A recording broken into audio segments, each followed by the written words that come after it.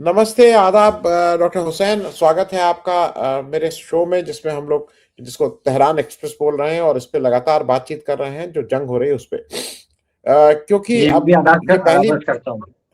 जी, बहुत बहुत शुक्रिया। पूरी दुनिया में जो मैंने बहुत सी जंग, मतलब मेरी उम्र जो हो गई है, बहुत सी जंग देखी। याद है मुझे ठीक से, ईरान इराक वॉर की याद है। जी, सारी जंगें हुई, लेकिन पहली बार मेरी याद में एक ऐसी जंग हो रही है जिससे पूरी दुनिया का कोई भी खित्ता ऐसा नहीं है जो जिसका उस पर असर ना हो रहा हो। मैं जी, लखनऊ में बैठा हूँ। लखनऊ में आज मैं कहीं गया था ईद के मिलने के उसमें, वहां पे भी आधे टाइम बात यही हो रही थी कि किसी की सिलेंडर की किल्लत थी, किसी को उसकी किल्लत थी। ये दिक्कतें हैं। अ, जी, जी, ऐसे में अब जो अमेरिका का अब नया रुख हुआ है, क्योंकि अमेरिका लगातार गोल पोस्ट चेंज करता जा रहा था। जिस जिस दिन उसने जी, जंग छेड़ी, उस दिन से लेके आज तक उसके अपने वो हरदम चेंज होते जा रहे हैं। अब वो जी, ये जी, एक नया ले रहा है कि भाई, जिसको मैंने तो सैंक्शन भी हटा दिया, जिसको जहां से लेना है वो ले। और वो हुँ, ऐसा लग रहा है कि वो इस जंग को खत्म करना चाहता है। जी, जी, लेकिन बिल्कुल, वो चाहता ये है कि ये उसके ऊपर कहीं से उसकी दादागिरी भी रह जाए, कोई और आके कहे कि जंग खत्म हो गई और मैं मान लूं इस बात को।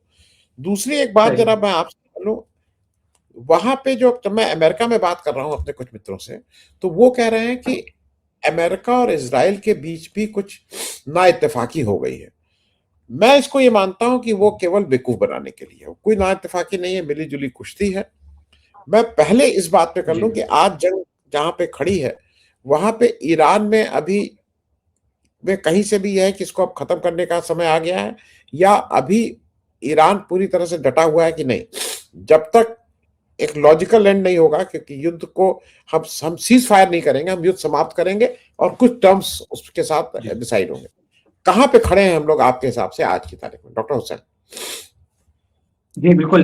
देखिए अभी इस वक़्त चाहे गवर्नमेंट हो और चाहे पब्लिक, दोनों इस नतीजे पर पहुँच चुके हैं और दोनों का ये मानना है कि जंग अभी कोई सीज़फायर नहीं होना चाहिए। जंग का, जैसा कि आपने कहा, एक लॉजिकल एंड होना चाहिए, यही यहाँ पर मानना है। सिस्टम का भी यही मानना है और अवाम का भी यही मानना है। दिलचस्प बात ये है, मैं भी कल रात यहाँ पर रोड पर गया था, बाहर निकला मैं। जो इंडियन डायस्पोरा है उन्होंने यहाँ पर छबील लगाई हुई थी और वो पानी और चाय वगैरह जो है वो दे रहे थे। तो चूंकि ईरानी अभी नया साल भी शुरू हुआ है, लेकिन हमले के बाद से हम ये देख रहे हैं कि ईरानी हजारों की तादाद में हर शहर में जो शहर के मेन चौराहे हैं उनके ऊपर निकलते हैं और उनकी डिमांड यही होती है अपनी गवर्नमेंट से कि हम आपके साथ में हैं, आप जंग करें। जब उस हद तक के जंग करें कि जब तक के अमेरिका में दोबारा इस बात की कैपेबिलिटी ना रहे कि वो हम पर दोबारा अटैक कर सके। मेन इशू ये है कि इससे पहले भी जब 12 रोज की जंग हुई, 12 दिनों की जंग हुई, तो आपको याद होगा कि सीज फायर की का जो प्रपोजल आया था, वो अमेरिका की तरफ से आया था और यहाँ पर उसे जो है वो माना गया, उसे कबूल किया गया। अब उस तजर्बे के बाद में, उस एक्सपीरियंस के बाद में, यहाँ पर डिमांड ये है कि हम अभी सीज फायर नहीं करेंगे। जो हमारी डिमांड्स हैं, मिसाल के तौर पर डिमांड्स में से एक ये है कि जो वेस्ट एशिया में अमेरिका के बेसिस है, मिलिट्री बेसिस है, और उनके जरिए वो ईरान पर अटैक कर रहा है और इस पूरे रीजन को खतरा है, उसे सिर्फ ईरान को खतरा नहीं है, पूरे रीजन को खतरा है। वो बेसिस यहाँ से खत्म होना चाहिए। तो असली बात यहाँ पर ये है, गवर्नमेंट की तरफ से भी और उससे ज्यादा यानी जहां पर आमतौर पर डर महसूस होता है कि लोग ये डिमांड करेंगे कि हम चूंकि अटैक हो रहा है तो आप जो है वो जंग को खत्म कर दें। ऐसी कोई डिमांड यहाँ पर हमें अवाम में दिखाई नहीं देती है। आप रोड पर जाएं, आम लोगों से बात करें, इवन जिनका नुकसान हो रहा है, जिनके घर के लोग शहीद हो रहे हैं, अगर आप उनसे भी बात करें तो वो यही कहते हैं कि नहीं, जंग का लॉजिकल एंड ये नहीं है कि अभी हमें उन्होंने एक अटैक किया है, हमारे लीडर को शहीद किया है और बहुत सारी फैसिलिटीज पर जो है वो अटैक किया है और बस अब वो जो है यूं ही आकर के कहते हैं कि जंग को खत्म कर दिया जाए। तो इसको यहाँ कोई भी मानने के लिए तैयार नहीं। जी डॉक्टर साहब, मैं एक और चीज इसलिए जरा आपसे समझना चाह रहा हूं कि एक एक जनरली, क्योंकि देखिए ये नेरेटिव की जंग है। अमेरिका और बहुत से मीडिया चैनल हों, चाहे इन्फ्लुएंसर्स हों, एक बात मैं भारत को ध्यान में रखते हुए बार बार कह रहा हूं। एक बात कही जी, जाती है कि भारत की जब भी जंग हुई और खास करके वो 65 और 71 की जंग की बात करते हैं जो हमने पाकिस्तान से लड़ी, उसमें वो बार बार ये कहा जाता है कि उस जंग में 65 और 71 में ईरान ने पाकिस्तान का साथ दिया था। मैं एक इस बात को इसलिए आपसे समझना चाह रहा हूं क्योंकि जैसे मैं समझा हूं वो सही है कि गलत, और मैं दर्शकों को भी ये समझाने की दृष्टि से कह रहा हूं, उसमें ईरान ने पाकिस्तान का साथ दिया था। थोड़ा सा ये समझना जैसे मैं समझता हूं, जरा आप इसमें दुरुस्त करिएगा इसको। ये समझना जरूरी है कि जो जो ईरान है वो एक बहुत पुरानी सभ्यता है, 6000 साल की उसकी लिखित वो है कि कैसे कैसे कैसे कैसे वो सभ्यता डेवलप हुई। मैं बहुत पुराना उस पर नहीं जा रहा हूँ, जब 6th सेंचुरी BC में जब साइरस द ग्रेट उनके एक बड़े बादशाह हुए, मैं इस सारी बातों को ले आ रहा हूं जो जब वहां पे पार्लियामेंट एस्टैब्लिश हुई 1905 से 1911 के बीच में कॉन्स्टिट्यूशनल रेवोल्यूशन हुआ। और मैं इसलिए कि दर्शक ये चीज समझ लें हरदम के लिए, और उसके बाद रजा शाह पहलवी साहब की डायनेस्टी शुरू होती है 1925 में, और साथ में ये जो आपका एक पार्लियामेंट है वो साथ चल रही थी। मोहम्मद मोजादेक साहब जो थे वो आपके प्राइम मिनिस्टर बनते हैं 51 से 53 के बीच में, और वो एक बड़ा चीज वो देखते हैं कि वहां की जो ऑयल है, जो सबसे बड़ा आपका खजाना है, उसको मूल रूप से अब जो ब्रिटिश पेट्रोलियम हो गया, उस समय ये ब्रिटेन के जो तेल कंपनीज हैं और यूएस के तेल, वो उसमें से सारा वो निकाल रही हैं और उसको वो ले जाके उसका फायदा वो कर रही हैं, और उसको उन्होंने नेशनलाइज कर दिया। और मैं भारत के रेफरेंस में इसलिए बता दूं कि भारत में जब इंदिरा गांधी ने बैंक नेशनलाइजेशन किया था, एक बड़े भारी होता क्योंकि बैंक प्राइवेट हाथों में थे, उसका जो भी मुनाफा होता था प्राइवेट हाथों में और एक्सप्लॉयटेशन होता था। तो जो मोहम्मद साहब थे उन्होंने इसको नेशनलाइज किया, और उसके अगेंस्ट फिर यूके और यूएसए ने षड्यंत्र किया। ये ऑन रिकॉर्ड है, बराक ओबामा ने अपने उसमें माना है कि उस समय की जो M16 जो इनकी खुफिया वो थी, CIA, ये रूजवेल्ट जूनियर जो थे इनके नेतृत्व में, उसने तख्ता पलट किया। तख्ता पलट इन द सेंस उनको वो किया, एक 1954 का एक मैनिपुलेटेड इलेक्शन हुआ, और फिर रजा पहलवी साहब पूरी तरह सत्ता में आ गए। और ये बताना जरूरी है कि 65 और 71 में ये जो इस समय का ईरान है, ये लोग सत्ता में नहीं थे, क्योंकि 79 में रेवोल्यूशन होता है, क्रांति ईरान की ये वाली क्रांति होती है 79 में होती है, तो वो राजशाही थी, और वो राजशाही पूरी तरह से अमेरिका के की पिछलग्गू थी, अमेरिका के साथ खड़ी हुई थी और अमेरिका के रहमो करम पे थी। तो इसलिए वो जो 65 और 71 का है, उसको सही मतलब यह है देखने का कि वो अमेरिका का वो था, उसको ईरान की प्रेजेंट उससे देखना मेरे ख्याल में नाइंसाफी है। मैं इस पे इसलिए एक थोड़ा आपसे समझना एक वो चाहता हूं टिप्पणी कि इसको जरा साफ कर दीजिए कि 65 और 71 की लड़ाई में जो ईरान ने जो किया और जो 79 के बाद का ईरान है, उसका फर्क जरा एक बार थोड़ा सा हमारे दर्शकों को बता दें। जी जरूर, बहुत अच्छा समराइज किया आपने। जो रिसेंट हिस्ट्री है ईरान की, उसको बहुत अच्छी तरह से और क्लियर अंदाज में समराइज किया, जो दर्शक हैं उनके लिए बहुत इंफॉर्मेटिव हो गई है। जो 79 से पहले जो ये हुकूमत है, पहलवी डायनेस्टी है, ये प्रो अमेरिका है, और ये प्रो अमेरिका गवर्नमेंट है, एस्टेब्लिशमेंट है कि जिसने आकर के पाकिस्तान का सपोर्ट किया। अगर हमारे दर्शक जाकर के थोड़ी सी जो है वो रिसर्च करें और देखें कि 1979 से जो ईरान का नारा है, वो एक्चुअल में हम सब का नारा होना चाहिए, और वो क्या है कि हम इस रीजन में अमेरिका की दादागिरी को नहीं चलने देंगे। ये कि अमेरिका किसी भी मुल्क में आए, इस मुल्क की हुकूमत गिरा दे, उस मुल्क का तेल ले ले, उस मुल्क को डिक्टेट करे कि तुम्हारी जो है वो तुम गैस किससे खरीदो, तेल किससे खरीदो, ये हम अमेरिका को यहाँ नहीं करने देंगे। तो जो 1979 में रेवोल्यूशन आता है, अगर वो इसी कीवर्ड के साथ में सर्च करें 1979 में इस्लामिक रेवोल्यूशन, तो वो आयतुल्लाह खुमैनी, आयतुल्लाह खामनाई जिनकी अभी शहादत हुई है, और इन तमाम लीडर्स की बातों को देखें तो उनकी बात यही है कि हमें अमेरिका की दादागिरी को इस रीजन से जो है वो खत्म करना है। तो एक बिल्कुल एक टर्निंग पॉइंट है हिस्ट्री के अंदर कि ईरान में एक नई गवर्नमेंट आती है, नया इस्लामिक रिवोल्यूशन आता है, और वो आकर के अमेरिका के मुकाबले में आकर के खड़ा होता है। तो ये पुरानी बात को याद करना कि 79 से पहले जो है उसने पाकिस्तान का साथ दिया जंग में, तो वो प्रो अमेरिकन एस्टेब्लिशमेंट था कि जिसने ये काम किया था। 79 के बाद का जो ईरान है वो हिंदुस्तान का दोस्त है, वो हिंदुस्तान से हमेशा दोस्ती की बात करता है। हमारे प्राइम मिनिस्टर यहाँ पर आते हैं, यहाँ से प्रेसिडेंट इंडिया जो है वो जाते हैं, और इनके बीच में जो है वो ट्रेड होती है। तो दोनों दोस्त मुल्क हैं और जो 79 के बाद जो है वो माहौल बिल्कुल बदल चुका है।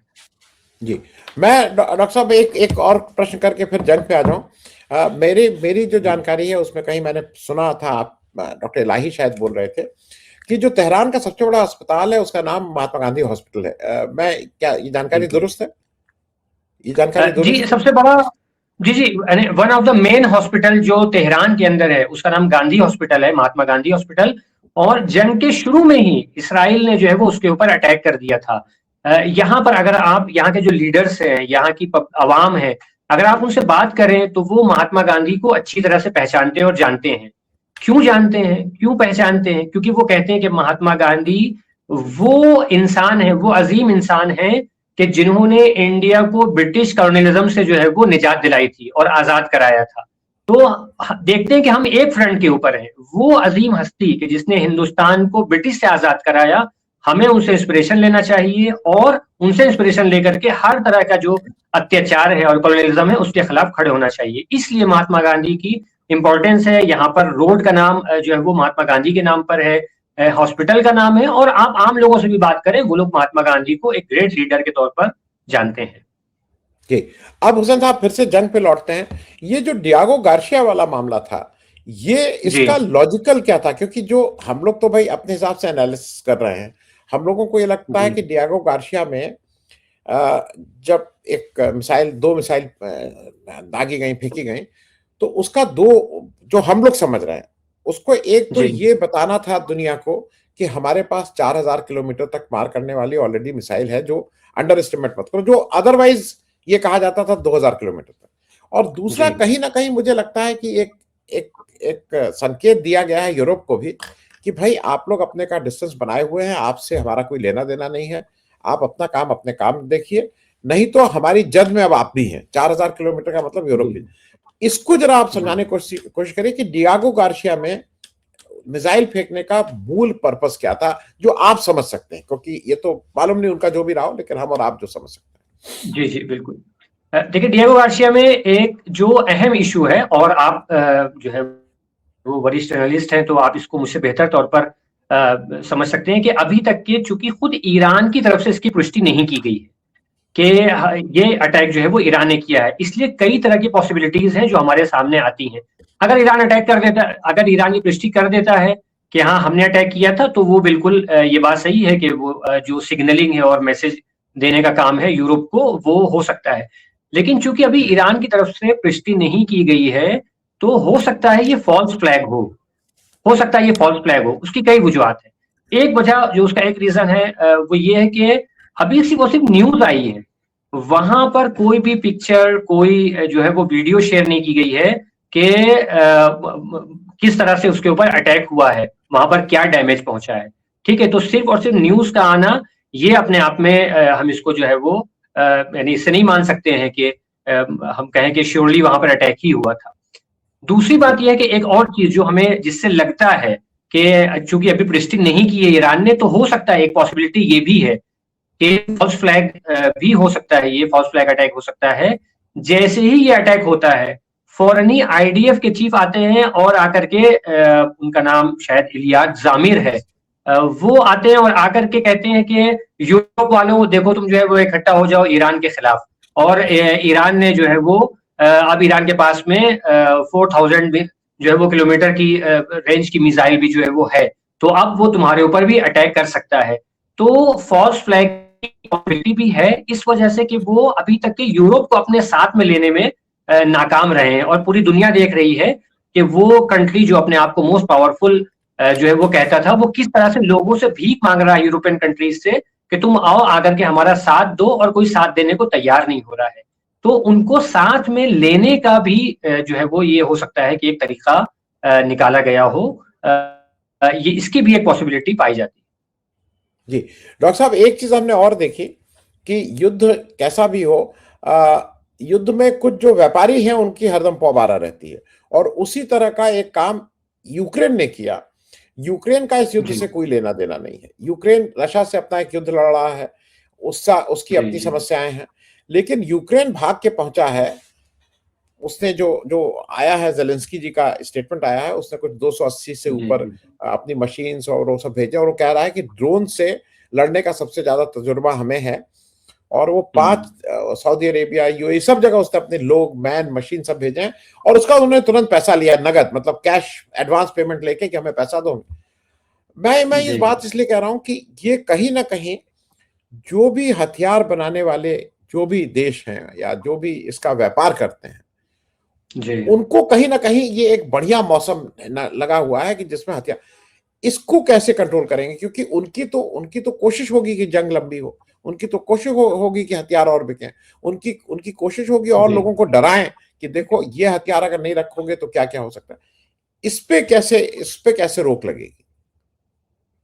जी, बिल्कुल देखिए, ये तो जो दुनिया में जंग करने वाले हैं और जो यानी वॉर, अपने आप में पूरे वॉर को इंडस्ट्री कहा जाता है, वॉर की इंडस्ट्री है, और जो कंपनीज हैं उनका इंटरेस्ट रहता है। अमेरिका में भी कहा जाता है कि उन्हीं कंपनीज का और बड़े जो बिजनेसमैन हैं उनका जो है वो प्रेशर होता है, और इस तरह की बहुत सारे मुल्कों में जंगें लड़ी जाती हैं। दोनों मुल्कों को वो हथियार बेचते हैं और दोनों से लड़ने के लिए कहते हैं। देखिए, इस सब पर कंट्रोल सिर्फ और सिर्फ उस सूरत में हो सकता है कि जब ये सारे कंट्रीज मिल करके, अभी हम अगर चूंकि वेस्ट एशिया की बात कर रहे हैं, तो Asian countries, West Asian countries, ये सारे कंट्रीज जब मिल करके इतने पावरफुल बने कि वो अमेरिका को इस एरिया से निकाल सकते हो और अमेरिका को कमजोर कर सकते हो, वो अमेरिका की ना सुने, वो अमेरिका की बात सुन करके एक दूसरे से जंग ना करें, तो फिर ये हो सकता है कि जब अमेरिका कमजोर होगा, उसकी कंपनीज कमजोर होंगी, तो फिर इन जो है वो कंपनीज के इंटरेस्ट जो है वो आपस में खतरे में पड़ेंगे। अभी जो है वो अमेरिका आता है किसी एक मुल्क से, उसने मिसाल के तौर पर सऊदी अरब से कहा कि ईरान तुम्हारे ऊपर अटैक कर देगा। ईरान हमेशा ये क्लियर करता रहा है कि हमें सऊदी अरब पर अटैक नहीं करना है, हमें कतर पर अटैक नहीं करना है, हमें जो है वो ओमान पर अटैक नहीं करना है। लेकिन अमेरिका ने इनको समझा करके कि ईरान तुम्हारे ऊपर अटैक कर सकता है, तुम हमसे असलहा खरीदो। तो अगर ये जंग का माहौल खत्म हो और सब आपस में फिर जो है वो अमेरिका की समझाई हुई बातों से हट करके आपस में बैठ के इश्यूज को सॉल्व करने की कोशिश करें कि हम आपके ऊपर अटैक नहीं कर रहे हैं, आप हमारे ऊपर अटैक नहीं कर रहे हैं, इस तरीके से ये जो वॉर इंडस्ट्री है वो जो है वो रुक सकेगी। वरना इस वॉर इंडस्ट्री के आगे बढ़ने की एक बड़ी वजह खुद ये अमेरिकन इन्फ्लुएंस है, अमेरिकन पावर है, कि वो कंट्रीज से, अरब से और सऊदी अरब से और कतर से और दूसरे कंट्रीज से जो है वो आकर के कहता है कि मिसाल के तौर पर ईरान से बचने के लिए तुम्हें हमसे हथियार खरीदना चाहिए।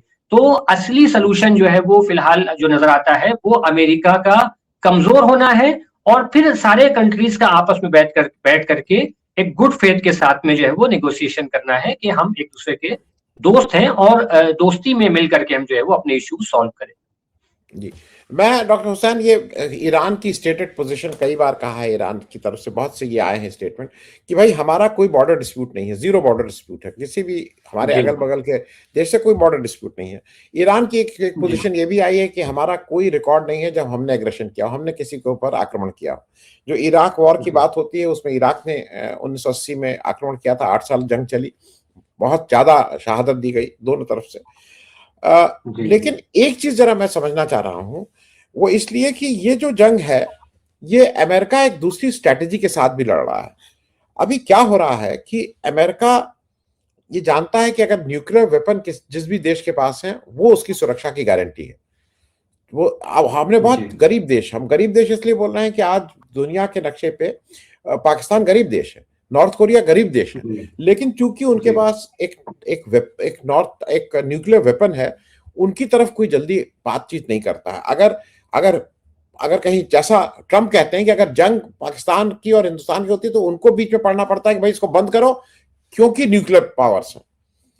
मैं इस बात को इसलिए आपसे पूछ रहा हूं कि एक बहुत सिस्टमैटिक ढंग से एक अमेरिका ने काम किया है। वो काम ये किया है कि उसने पाकिस्तान और सऊदी अरेबिया की एक ट्रीटी करा दी है कि अगर तुम्हारे ऊपर अटैक होगा तो मेरा माना जाएगा, मेरे ऊपर जी होगा तो तुम्हारा माना जाएगा, और मेरे सारे सिपाही तुम्हारे, तुम्हारे सारे हथियार मेरे। और उसमें एक जी तरह से सऊदी अरेबिया को न्यूक्लियर वेपन से इक्विप कर दिया है, बिना कुछ स्टेटेड जी वो किए हुए।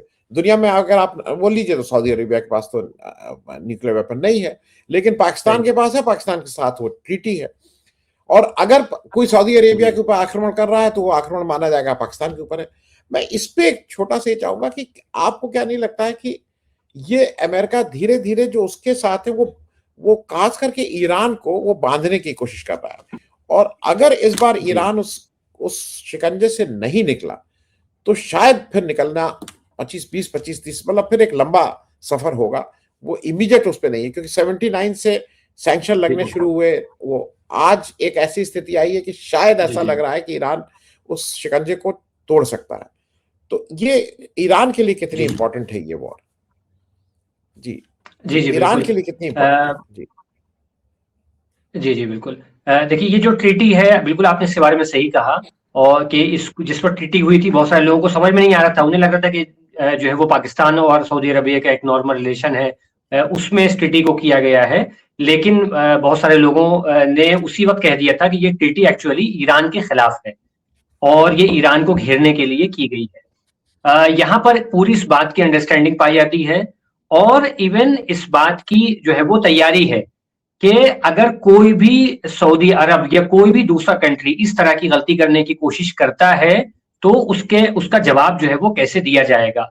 लिहाजा जो आपने कहा कि यहाँ पर ये अंडरस्टैंडिंग है कि हम अभी जंग में जिस लेवल पर हैं, जिस पॉइंट के ऊपर हैं, हमें यहाँ से वापस नहीं पलटना है। ये एक खतरनाक जगह है कि जहां पर हमारे ऊपर आकर के अटैक हुआ है, अगर हम इस जगह से वापस लौट जाएंगे तो आज के 2 महीने बाद, 6 महीने बाद, साल भर बाद दोबारा हमारे ऊपर जो है वो अटैक होगा।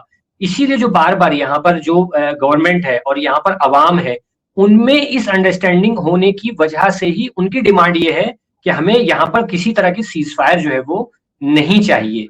और इससे बाहर निकलने का ये जो सिचुएशन है, हमारे ऊपर जब चाहा सैंक्शन लगा दिया, जब चाहा यूएन में हमारे खिलाफ जो है कोई करारदाद मंजूर करवा दी, इससे निकलने का रास्ता इस तरीके से है कि हम जंग को एक ऐसी जगह पर जाकर के खत्म करें कि जहां पर हमारे ऊपर न सिर्फ अमेरिका बल्कि कोई दूसरा रीजन, कोई दूसरा कंट्री जो है हम पर अटैक करने की जो है वो हिम्मत ना करे। जी बहुत बहुत शुक्रिया डॉक्टर हुसैन। मैं एक चीज और जरा मेरे दर्शकों को बता दी, क्योंकि वो जो, क्योंकि मैं कुछ बातें हिस्ट्री की इसलिए कर रहा हूँ, उसको इसलिए ला रहा हूँ तारीख की बातें, कि दर्शकों को लार्जर कंटेक्स्ट पता लग जाए। नहीं तो केवल अगर लिमिटेड टू इस जंग में रहते हैं तो कभी कभी चीजें क्लियर नहीं होती। 1980 में इराक ने ईरान के ऊपर क्यों अटैक किया था, मतलब इराक का क्या लेना देना था, और उसमें वो कितने दिन वॉर चली और उसमें कितने लोग की शहादत हुई, उसको बहुत ब्रीफली अगर आप समझा सकें। जी बिल्कुल, मैं एक्चुअली मैं अप्रिशिएट करना चाहता हूं और आपको थैंक यू बोलना चाहता हूं कि आप ये कोशिश कर रहे हैं कि इस लार्जर जो है वो एस्पेक्ट में चीजों को ला करके समझाया जाए। और ये गलती होती है कि आमतौर पर जो भी डिबेट्स होते हैं वो बहुत छोटी छोटी बातों पर, ट्रम्प ने धमकी दे दी, अब क्या होगा, अगर न्यूक्लियर अटैक हो गया तो क्या होगा, वगैरह इन सारी बातों में जो है वो खत्म हो जाती है चीजें। लेकिन आप जो हिस्ट्री को लेकर के आ रहे हैं वो इसको जो है वो समझना जरूरी है। देखिए 1979 में जैसे ही यहाँ पर रेवोल्यूशन आता है, उस रेवोल्यूशन का जो नारा था वो ये था कि हमको ना तो यूएसएसआर से, जो उस टाइम का रूस है, हमें ना तो उससे वाबस्ता रहना है और ना ही अमेरिका के ऊपर डिपेंडेंट होना है, तो हमें इन दोनों से आजादी चाहिए। यानी जो एक क्रिटिकल चीज है जो ईरान के इस्लामिक रेवोल्यूशन में और समझने की है, वो ये है कि जब यहाँ पर रेवोल्यूशन आया है तो ये नहीं सोचा गया कि हम अमेरिका को छोड़ के यूएसएसआर का हाथ थाम लें, का नहीं, बल्कि हमें अपने पैरों के ऊपर खड़े होना है। ठीक, तो जैसे ही ये जो है वो नारा दिया गया कि हमें अपने पैरों पर खड़े होना है, उसके कुछ ही महीने के बाद हम देखते हैं कि इराक से अटैक होता है। और इस बात के प्रूफ है कि अमेरिका ने और दूसरे वेस्टर्न कंट्रीज ने, यूरोपियन कंट्रीज ने आकर के इराक का सपोर्ट किया है और ईरान पर जंग के खिलाफ जंग छेड़ी है। क्यों? क्योंकि उनका ये मानना था कि अगर हम अभी इराक के जरिए, ईरान बहुत कमजोर है, अमेरिका को उसमें इंटर होने की, जंग में होने की जरूरत नहीं है, अगर हम इराक के जरिए से इस जो नया रेवोल्यूशन है इसको यहीं पर क्रश कर देते हैं, कि जिसका नारा ये है कि हमें अमेरिका से ताल्लुकात जो है वो खत्म करना है, तो ये यहीं पर क्रश हो जाएगा, आगे नहीं बढ़ पाएगा। लेकिन उनका ये समझना था, और वो जो इराक के लीडर थे सद्दाम हुसैन, वो ये कहते थे कि हम मसलन 6 दिन में तेहरान के अंदर पहुंच जाएंगे। लेकिन ये जंग 8 साल तक के चलती है और 1 इंच ईरान की जमीन जो है वो नहीं ले पाते हैं। लाखों लोग हो इसमें, शायद 1.5-2 लाख लोग के आसपास जो है वो इसमें शहादत होती है।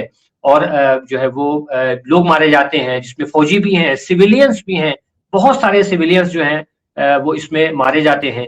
तो लेकिन जंग का जो एंड होता है वो इस पर होता है कि ये माना जाता है कि इराक ने अग्रेशन किया था, और इस अग्रेशन करने के बावजूद, अपने तमाम तर वो वेस्टर्न सपोर्ट के बावजूद भी, एक नया नया रेवोल्यूशन आया था, पूरी तरह से सैंक्शन लगे हुए थे, इन्होंने अपने असलहे नहीं बनाए थे, बाहर से इंपोर्ट नहीं कर सकते थे, इसके बावजूद भी 1 इंच भी जो है वो इसकी ईरान की जमीन जो है वो नहीं ले पाते हैं।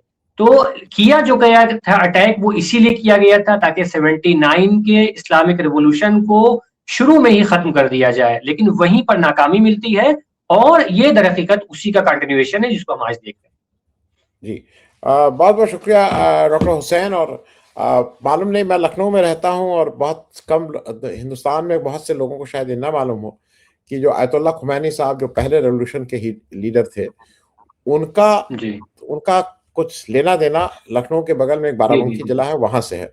जी जी जी वो बात किसी और दिन इत्मीनान से करेंगे। और हाँ जरूर। जो मेरी समझ है उसके अनुसार उनको जो लखनऊ में बोली जाने वाली जबान थी वो समझते थे, वो इस जबान को भी समझते थे, जानते थे जबान को। इस बात को किसी और दिन कभी मौका रहा तो इस पे भी बात करेंगे। बहुत बहुत शुक्रिया डॉक्टर साहब बातचीत करने के लिए। Thank ji you. जी, आपका भी बहुत शुक्रिया और दर्शकों का बहुत शुक्रिया।